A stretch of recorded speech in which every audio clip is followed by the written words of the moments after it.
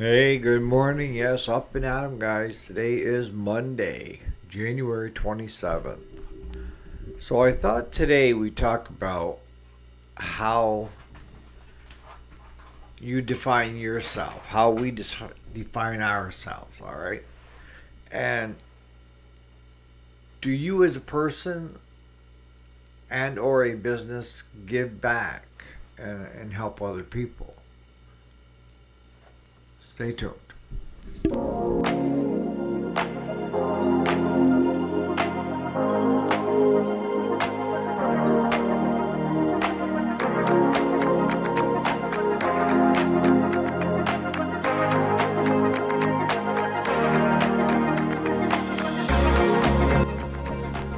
Alrighty, welcome back. My name is Eric, if you didn't already know it. And yes, this is the weekday, Monday through Friday. Today is Monday, the 27th of January, 2025. So, what are we talking about today? I'm talking about defining yourself. And do you have the tendency to want to help other people succeed? Or do you only do it when there's something for you to gain? It's a good question to ask. I'm not judging either way. I'm just asking a simple question. And it's one that we all have to think about. I mean, it's one thing to do the right thing when people are looking, right? It's another to do the right thing when people aren't. And what I can tell you from history, from this old fart, is that the part that defines you is what do you do when nobody's looking? What is your reaction? How do you go about whether to step in or not?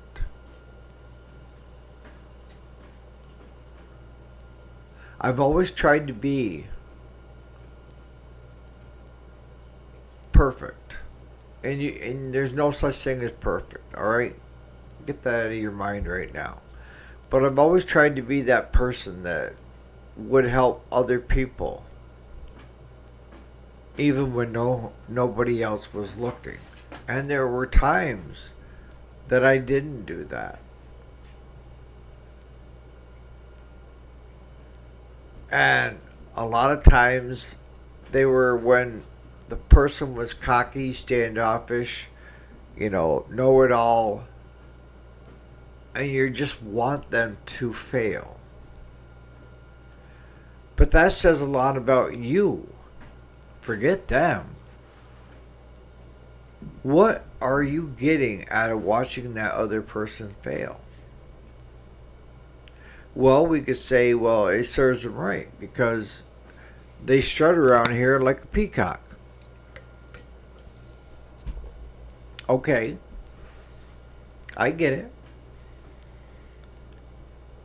But now let me interject this. Most people that strut around like a peacock are some of the most insecure people you're going to meet. In private, they don't believe they can do anything right. So the tendency is to come blaring and know-it-alls. And I've learned that over time of watching people. It's your quiet ones that are self confident. They don't see where there's anything to prove. Why prove anything to anybody? The only one they're trying to prove anything to is themselves.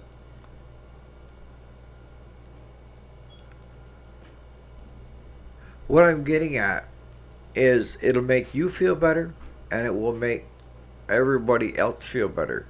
If you're that person that whether it's when people are watching or not watching, you do the right thing. And the right thing depends on the situation. But the right thing should be to make that other person better. Whether it's to be a cheerleader, saying, "You got this, man," or listening, letting people tell you their inner fears.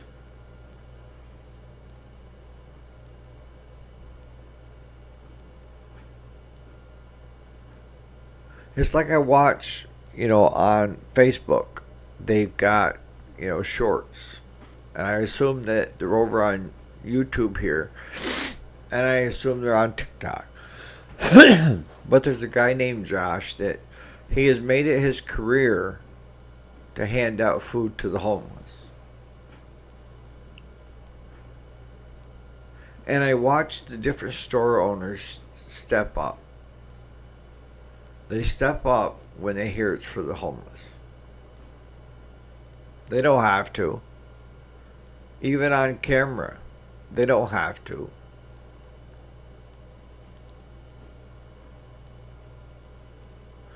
And it could put them in the red for the day. But that's okay. We'll gain it back the next day. And what I assume is because Josh must be an influencer, that he's doing shout outs of these businesses for people to come and buy from. And that meal that you're giving to the homeless is cheap compared to the advertising that you'll receive from it. There's nothing wrong with doing the right thing to help your business too. But I mean, you could break it down and tear it apart and say, okay, Josh is using this venue to gain more influencers, and with more influencers and more followings and stuff like that, he's getting paid by, the social media sites to, be a top level influencer.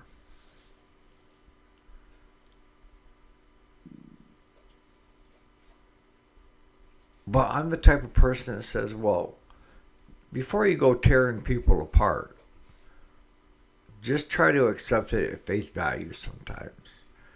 It may have started off with he was seriously trying to help people out. And there's no better feeling than helping someone else. And I've done the videos, of where I was always quick to help anybody out. But when it came to asking for help, it was very difficult to say I can't do it myself. Now, if you've been the type of person that has helped other people, people will respond back in kind if given the chance. But if you've been all for just yourself at the expense of others, and then you need help, it may be a little harder to come by.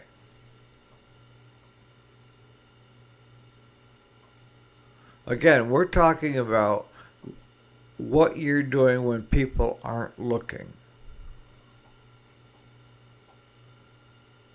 What you're thinking.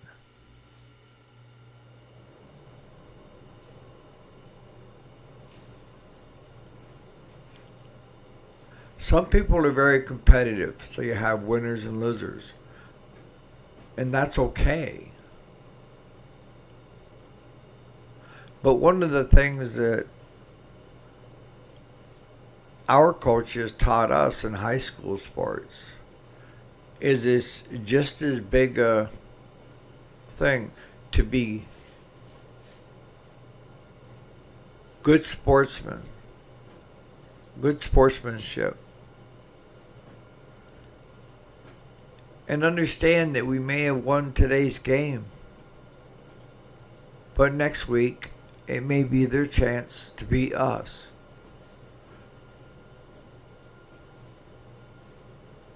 So we're both winners and we're both losers. But it's a game. And that's what it is. I mean, you can't get too wrapped up in that of where you become cocky like, we're undefeated and you start acting like assholes. Not only in public, but in private. In private and public is what I'm talking about. Because if you're that way,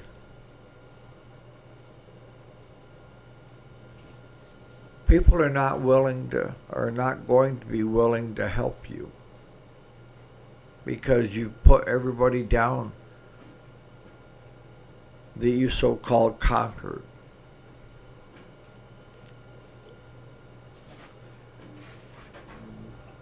And looks can be deceiving. It's like I was watching this other skit, and it's about these two chefs in this restaurant, and the owner comes in and says, we're going to do some menu changes, and it's going to be a contest between you guys of who brings the best dish to go on the menu. And there's a janitor standing there. And he asks, can I try out for the best meal?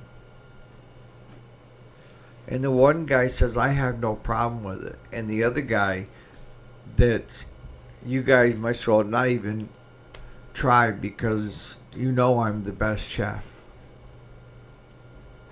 And he goes on how great he is.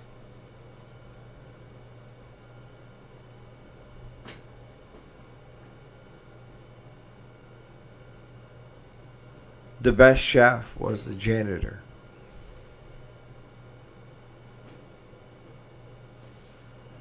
And that person, the janitor, was willing to help the two others. One accepted his help, the other was too cocky. So that goes back to just, how are you in private versus in public?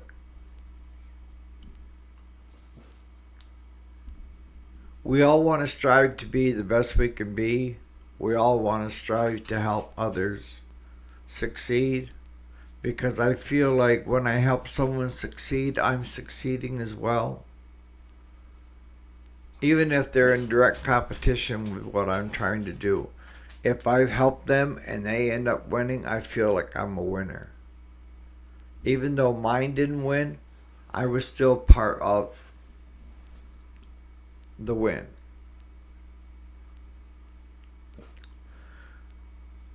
Now, if you're a business,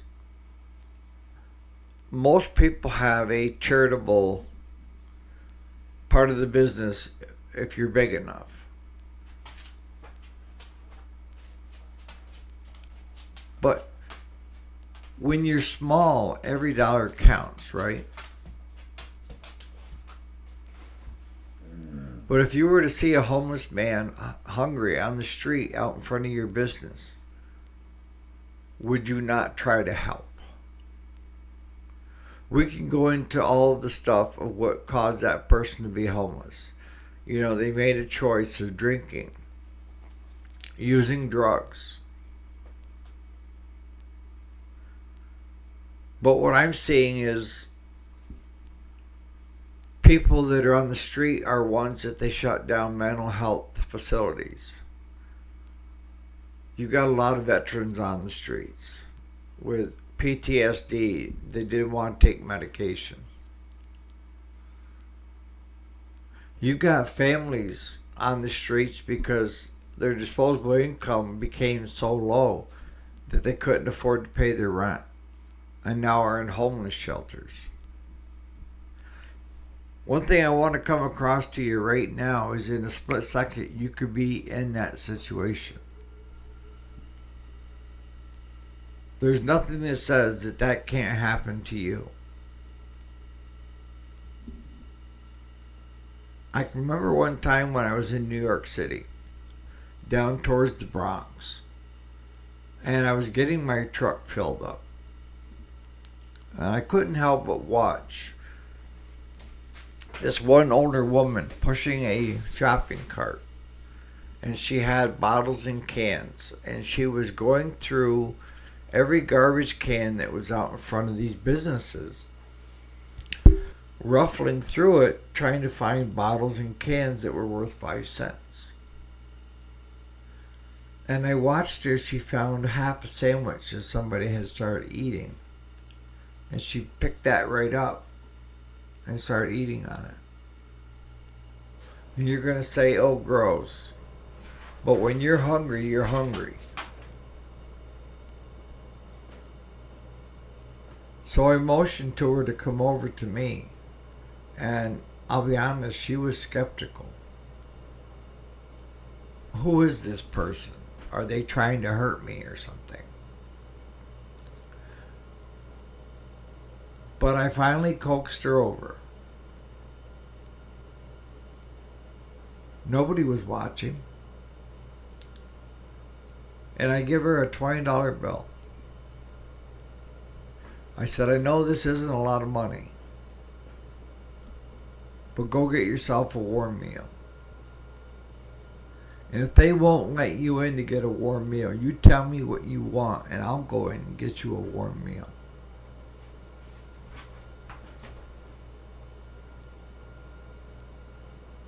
And that $20 wasn't a lot of money, okay? The business was thriving. Pocket change. But to that woman, it was like $1 million. And one thing I could tell you is the have-nots that are struggling appreciate kindness so much more.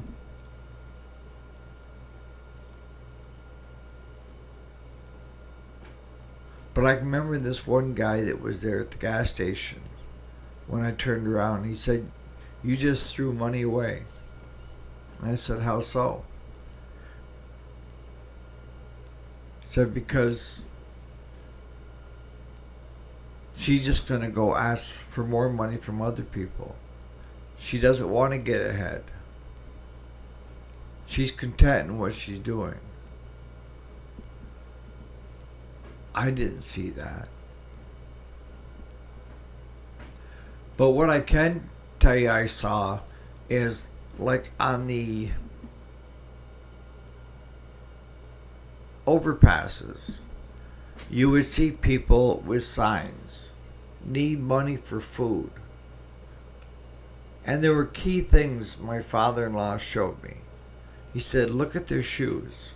Look at their sneakers. If they're wearing $200 pair of sneakers, this is their profession. And they're making good money doing it.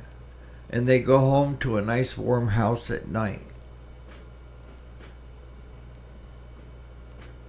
Why would anybody want to be a professional homeless person?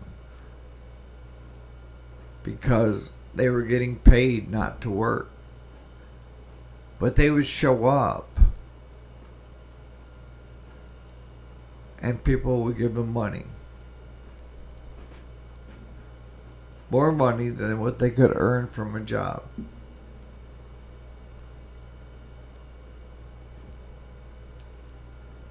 And the sad thing is those people were taking advantage of good people's hearts. So I'm going to start wrapping this up. It's just something for you to think about personally. Are you that person that helps others when people aren't looking, when there's nothing to gain? Or do you do it only when there's somebody watching? People can change. And you can become that person that does it when no one's looking. It's all in your court. It's totally up to you.